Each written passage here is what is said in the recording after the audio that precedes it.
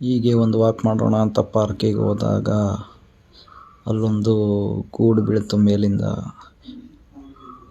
ಅದು ಯಾವ ಗೂಡು ಅಂತ ನೋಡಿದಾಗ ಒಳಗಡೆ 3 ಅಳಿಲು ಮರಿಗಳಿತ್ತು. ನೋಡಿ ಅಳಿಲು ಮರಿಗಳು 3 ಹೇಗಿದೆ.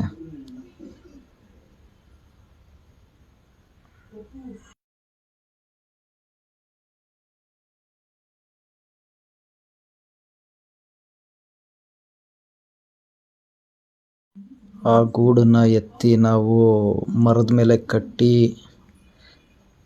ಅದನ್ನು ನೋಡ್ತಾ ಇದ್ವಿ ಏನಾಗುತ್ತೆ ಅಂತ. ಅದರ ತಾಯಿ ಬರುತ್ತೆ,